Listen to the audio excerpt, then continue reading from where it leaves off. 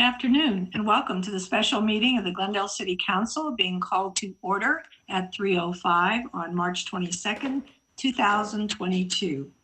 To help slow the transmission of COVID-19 and protect the health and safety of the community, City Council, as well as board and commission meetings, will continue to be closed to the public for in-person attendance. The public is encouraged to watch and participate from the safety of their homes to practice social distancing. Meetings are broadcast on Glendale TV, viewable on Spectrum Cable, Channel 6, and AT&T Uverse, Channel 99. Meetings are also streamed live in high definition on the city's webpage, glendaleca.gov/live, on youtube.com/myglendale, and on Apple TV, Roku, and Amazon Fire devices using a free app called ScreenWeave and choosing Glendale TV from the menu. For public comments and questions during this meeting, call 818-937-8100. Public comments on specific agenda items will be taken when that agenda item is discussed. Thank you. With roll call, please. Councilmember Agajanian. Present. Brotman. Here. Kasakian. Here. Najarian. Here. And Mayor Devine. Here. What's next, please? Your report. The agenda for the Tuesday, March 22nd, 2022 special public meeting of the City Council is posted on March 16, 2022 on the bulletin board outside City Hall. Thank you. And what's next? Community development regarding Central Park block schematic design option. A motion approving a preferred schematic design option for the Central Park block project. Thank you. Mr. Galanian? Yes, good afternoon, Mayor Devine, members of City Council. Back in 2019, the then City Council approved the Central Park block schematic design with an estimated cost of $18.5 million. As you can imagine, due to escalation in the, generally speaking, construction cost of everything nowadays, that estimate has increased by over $5 million. Consequently, a value engineering was performed to reduce the cost so that it falls within the available and approved budget. I'm going to turn it over to Phil Lanzafame, Director of Community Development, to walk you through the changes, and then we'll ask for approval for your consideration of the revised design. Good afternoon, Mayor and City Council. I'm trying to share my screen, so there you go. Mr. Galanian really gave you many of the highlights, but just to put the entire project into context, in March of 2016, the city entered into an exclusive negotiating agreement with the Armenian American Museum to develop a parcel within Central Park. At that time, the project presents some challenges to do that, but it also presented many opportunities to fill out that civic complex that we had been planning. Here are some dates, as Mr. Galanian said. In June of 2019, the City Council approved a schematic design that really complemented the museum design, and they worked together. As part of that design, we actually increased the amount of green space and included several amenities in the project that would benefit the community, including amphitheater and performance space, as well as children and some passive park. What you have here in plan is the design that was approved in 2019. You have this in your packet as well, because it's probably too small to read from the screen. But on the right are the different elements of the design, the great steps, the great lawn, great steps being here, great lawn. We had this plaza area that's programmable for the ARC, this performance amphitheater space, some passive park in here, children's play area, water feature, a nice connection to Colorado, and fitness stations here on the west side of the library. As Mr. Galanian said, that price has jumped to just under $24 million, from $18.5 to $24 million. We asked SAS, the designers, the main designers of the project, to go back and value engineer. But the direction was, see what you can do to maintain the spirit of the council-approved design and also the goals that we had for the park, to increase programming and diversity of uses, maximize the open space, and then integrate those three cultural facilities, the library, the ARC, and the Armenian American Museum. So what they did was they came back with really two changes that maintain that spirit, maintain those goals, and are very easily accomplished. The first is in this area here where the magenta 1 and 2 is, and that's really just leaving that entryway the way it is. If I can go back to a slide, this is the area that we're talking about in the original design, which is decorative pavers, a turnaround drop-off area that would allow you to then continue on through or double back out to Louise. The second area, and this is where the big money is right here in number 3. We had a cafe building incorporated into the project, and I'll show you a rendering in a couple of slides. But there was a cafe building and some seating that we thought would be a nice amenity. Well, that's about $5 million. So we've asked them to pull that out. There's a square down here at number 4. That's just to let us know from the original design, there's a little bit that we have to do just to match the existing grade, but not much at all. So again, if I could go back, this is the area that we're talking about. The cursor is circling that cafe building. There was some seating out here, and then the paseo goes up on through. So with those two changes, here's a blown up rendering of it, a plan of it. That drive area in here, drop-off area, and that cafe here. You could see that the decorative pavers and this nice look in front, $183,000. And again, this is the big ticket, almost $5.4 million to take out that cafe building. Here are the two together so you can see them side by side. Again, that drive area, it remains just as it exists today. And that cafe remains as it is today. One question was asked, would we be able to come back at a later date, put in the cafe? And indeed we could. It really doesn't change the condition much from what we're experiencing now.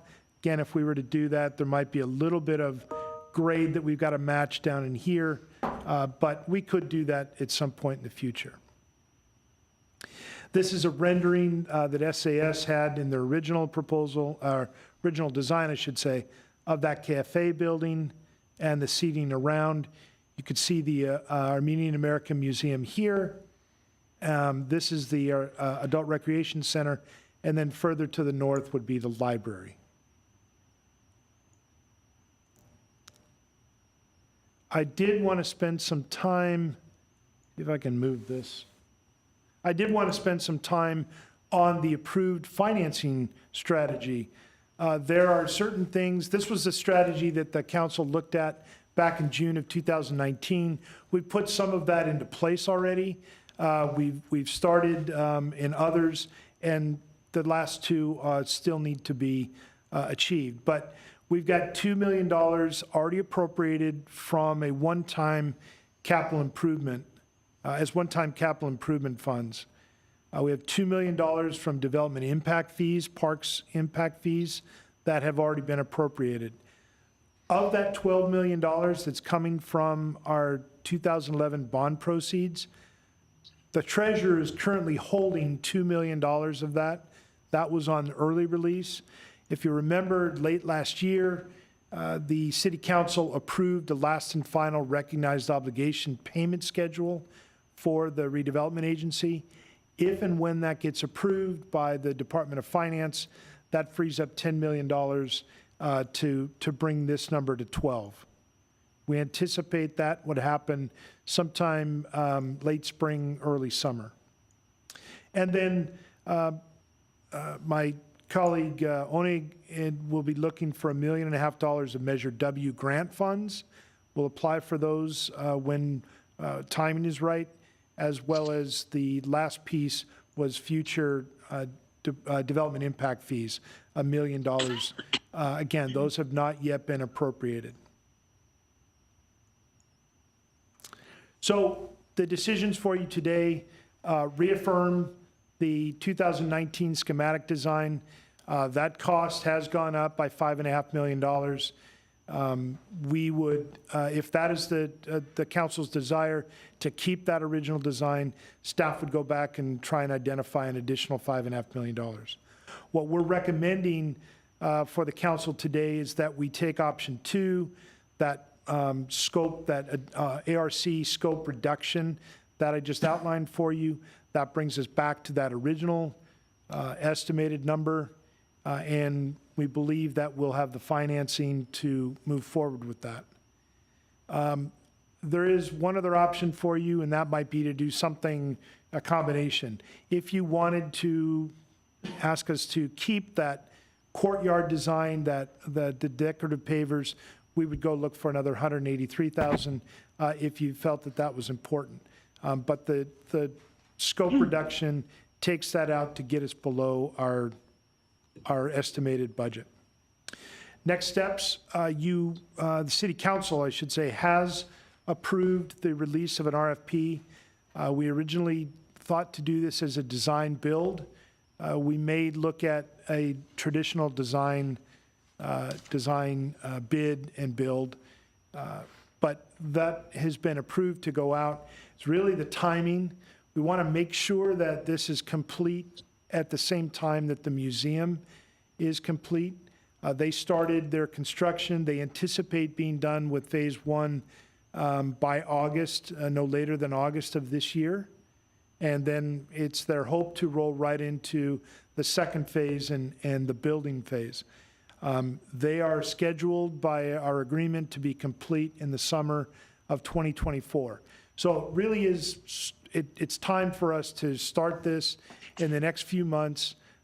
If we're going to do a design build, get that RFP out, have people take a look at it. That gives us plenty of time to award and get people under contract, insurance, everything checked, and then we'll be in a position once we think the museum is about 6 months away from completion, then we can mobilize and start our construction, which we think is the same 6 months. With that, that concludes my presentation. Bradley is online. Mark Berry and I are here if you have any questions. Thank you, Phil, very much. Okay, so I will go to my colleagues for questions, comments. Who would like to Comments. speak? All right, I see Councilmember Agajanian. Go ahead. Yes, I was thinking that the northeast side of the ARC that will cost $183,000 to improve that area, that little section. I just wonder why we wouldn't do it. Mr. Agajanian, the exercise for staff was to get us back to that original budget. That's why I did say it's, relatively speaking, it's a small amount of money, and that's why I made the mention. If council would like to, we will go back and look for $183,000 to at least keep that design feature. Yeah, that's what I was thinking, that let's not to eliminate that at this time, in my opinion, but anyway. Thank you. Could I Thank you. follow up on that, please? Yeah, are you finished, Councilmember Agajanian? Yes, All thank you. right, thank you. Okay, go ahead, Councilmember Brotman. Please. Yeah, I had a related question. So I before walking in here, I was thinking of it just as this entry courtyard where you could turn around. But I didn't realize that we were thinking of using it as an event plaza. Can you describe what what kinds of uses we were going to put that to, what kind of activities? The area that we're talking about, and let me just quickly go back to one of those. And the reason I ask is, I was thinking if it's just an entry courtyard to turn around, it's something that we don't really need to have. But if it's going to affect the kinds of activities we can put on, it may be worth going ahead with it. I don't know that it will affect it. If you look, you're sharing the screen now. This area in here, this is the real programmable courtyard space that we're looking at. That entry would happen here, and this would be shielded by trees and whatnot. So there's not a lot that will happen in here.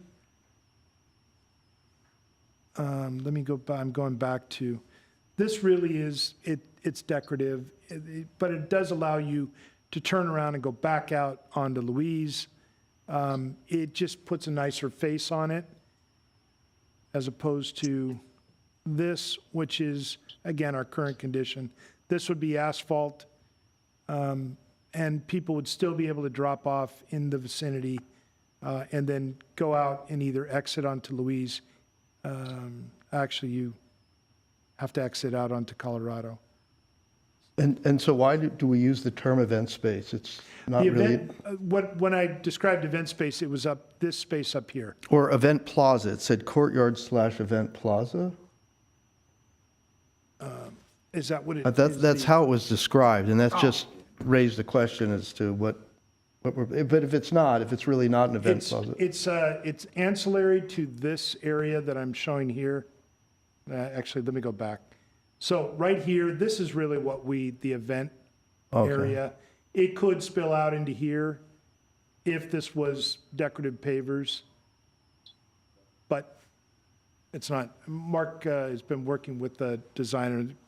Better answer for you. Yeah, that area is designed so you can put bollards to temporarily close it for an event, but it'd be primarily an area for a drop-off turnaround, but it'd be kind of multifaceted. Again, you can put bollards, temporarily close it, similar to what's proposed on Artsock. Uh-huh. I mean, in that case, if it's something that's going to have functionality for events beyond just, a turnaround, then maybe I'm with Councilmember Agajanian that we should maybe try to keep that alive. I just don't have a sense of like how much we'll use it, whether it'll really make a difference on events, but even if it allows us to do like a little bit of an expanded event, then it might be worth it. That was one. I had one other thing. If I could continue. So the cafe, now I saw the rendering of the building. It looks beautiful, and obviously that's primarily where the cost is. It's the Yes. building. But you go to a lot of places, like I'm thinking just a little very makeshift, but it looks nice, but it's just a little kiosk. They serve coffee, they serve pastries and things like that. Would we, and we have seating there and we have tables there already, would we be able to just kind of do something that's quick and dirty, but still allows people to have a cafe experience there? I don't know, quick and dirty is the right term. We could Yeah, not quick and we dirty. could put a cart out there of some kind for some type of service. The building itself, though, is going to cost, and we could really bring it down to its brass tacks. It'll still cost us multi-millions. And again, if that's the desire of the council, we'll go look for it. We believe that if it becomes that important, we could phase it and put it in at a later time. Okay, but the kind of thing you see in some places, like I don't know, it's just like a little, it's not a pavilion. Anyway, it's kind of a very simple structure just to serve coffee and things like that. I mean, couldn't we do something like that? No, I guess it's not couldn't we? I know we can, but I mean, wouldn't there be a low cost way, like a couple $100,000 to do something, or is that Well, like no? I don't really know, but if you have a building, you're probably into plumbing and electricity because you'll have to have hot water. Again, depending on what it is that you're going to serve. If it's prepared foods, maybe not. But if you're going to prepare coffee, the health department may require hot water electricity. And again, you're building a structure with a foundation, you're almost there. So if it's food service or coffee, hot dogs, something like that, maybe we can do that with a cart. Get that accomplished with a cart that's self-contained. And we can continue to look into that. But I think, again, our exercise was to try and get down to that budget that was approved before that we believe we can achieve. Okay, thank you. Thank you, Councilmember Brotman. Piggybacking on that, would it be possible to do like a public-private project with Starbucks, maybe, to put something there just for coffee and Danish? We Is could. that something we could look into in the future? Yes, we absolutely could look into it in the future. Just off the top of my head, and I know you've used it as an example, but I do think it's important. Starbucks may not be able to generate the volume there to pay for something like that, their share of whatever. And let's say we're going to give you the lease, you build the building. So it may not work for them. But we may look at putting the full cafeteria or some type of restaurant there that somebody does say, yeah, I can have sit-down guests and make it work. We can explore that as well. Okay, thank you. Okay, I'll go to my colleagues again. I'm sorry to interject. Councilmember Kasakian? Sure, thank you. Najarian? Okay, go ahead, Kasakian. Go ahead, Councilmember Councilmember. Najarian, do you want to go? Well, I liked the original plans as they were. I wish we had the funds to make sure that we could realize this. But I also understand, value engineering being a phrase that we use for basically saying we don't have the money to do what we want to do. I also would concur with my colleagues who said the pavers would be preferred to the asphalt. So I think we can try and find $183,000 at the very least, to at least not worry about that portion. But I would like us to consider to see what we can do to value engineer the cafe down to a lower cost perhaps, and if that's even possible. Ultimately, the completion of the entire project along with the museum takes priority over any of this, so I appreciate staff bringing this back, and I'm okay with the truncated version of it. But I would like us to see what we can do with that space, because in the renderings and the concept and where staff is envisioning this Central Park going as far as a place for people to congregate, for gatherings, for small concerts, I think it would be a great benefit. And, I know that my colleagues also touched upon this, and maybe Starbucks wouldn't be the right necessary fit, but I'm sure we'll be able to find someone who could be a concessionaire. It may not be a national brand name, but maybe someone local who'd be willing to do it. And, perhaps the revenue generated from it, whatever share they provide the city, or in terms of renting the space, may be able to offset it. Maybe, I don't think it would do it entirely, but perhaps we could come to some sort of agreement to help with that. So I guess I would say, to sum it up, I'm fine with the reduced scope, except let's try and find ways where we can add the pavers to complete that section, and then let's put a pin on this cafe and hopefully see if we can revisit it at a cost less than the $5 million and some change, whatever it was listed at, 5.383 million. Thank you, Councilmember, very much. Councilmember Najarian. Thank you, Madam Mayor. Yeah, I agree. Let's scale back the project. Let's find money for the pavers. It wasn't that long ago that we were celebrating a local coffee purveyor at the front side of the library. Do you guys remember that? Sure, you had a little kiosk. Yeah, I don't know. Yes. Yes. I don't think he or she is still there, but I think, Steph, if you look at something like that, maybe even a little more permanent, like a kiosk type thing that they have in that shopping area across from the Galleria. They've got some cute designs there. Not very large, but hopefully it's something that they could find something that would work. I imagine during the day, the seniors at the ARC would be customers at that coffee, unless there's a coffee. Do they serve coffee inside? Probably for free, right? So they're, Yes, sir. so maybe they won't be a customer base. But you never know.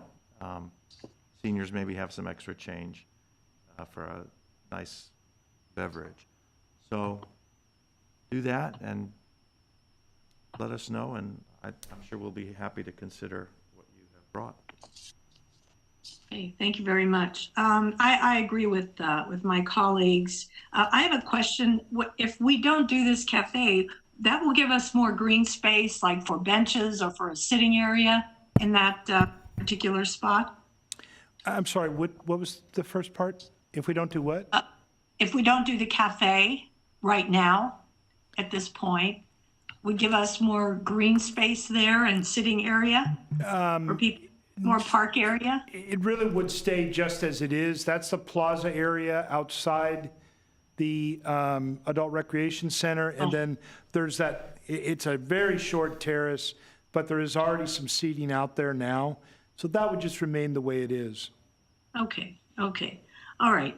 So I am also for the entry courtyard. I think for easy access, seniors to, it's kind of difficult when you drive in there and then you have to go to the end or back up or turn around. And so I think the circular courtyard and is really important right at this point. And again, 183 when you're thinking about what is it, 18 million is not too much. So I'm in favor of that as well. And again, let's keep the cafe or some sort of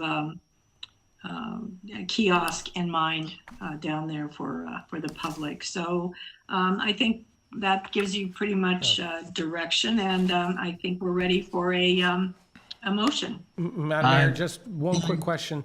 I know we're all very excited about the kiosk and the idea of a concessionaire there, and I think it's a great idea, but I'm assuming we've already run this idea or concept with the museum folks as well. There won't be a competition between any type of cafe service that they would be providing?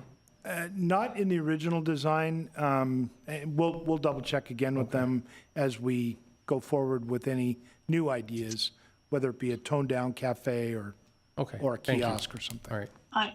Yeah, and if I might add, I did speak to them, and I think Mr. Galanian was in on that meeting, and I asked about that, and they just have the cooking station. They don't have, as right now anyway, they're not talking about food or selling food or drinks or anything. So I think we're in the clear on that one. Okay, so let's a motion from. Yes, Madam Mayor, I would like to move alternative 1 with addition of ARC entry courtyard event plaza located at the northeast corner of the ARC, to add to it, and probably at a later time to find the money and revisit the item, the 5 million, to find the 5 million and do the balance of the court to be work on it as suggested before. So basically I'm moving alternative 1 with ARC entry courtyard plaza. Okay, thank you. Is there a second? I'll second that. Roll call, please. Councilmember Agajanian, Yes. Brotman, Alternative Yes. one is option two. Kasakian, Yes. Najarian, Yes. and Mayor Devine. Yes. And what's next, please? Next would be adjournment. Okay, and do I have a motion for adjournment? Move to adjourn? And a second from Councilmember Brotman, and we are adjourned at 3:35. Thank you. And we'll move on to City Council. Going to call to order the Glendale City Council meeting of March 22nd at 3:35. Again, to slow the transmission of COVID-19 and protect the health and safety of the community, Boards and commissions, as well as council, will continue to be closed to the public for in-person attendance. Be sure to view from the safety of your homes. Roll call, please. Councilmember Agajanian, Present. Brotman, Here. Kasakian, Here. Najarian, Here? and Mayor Devine. Here. What's next, please? One would be closed session. 1A, conference with legal counsel pending litigation, Apramian versus the City of Glendale, LASC case number 19STC V24275. B, conference with legal counsel pending litigation, Montez versus City of Glendale, LASC case number 19STC V44437.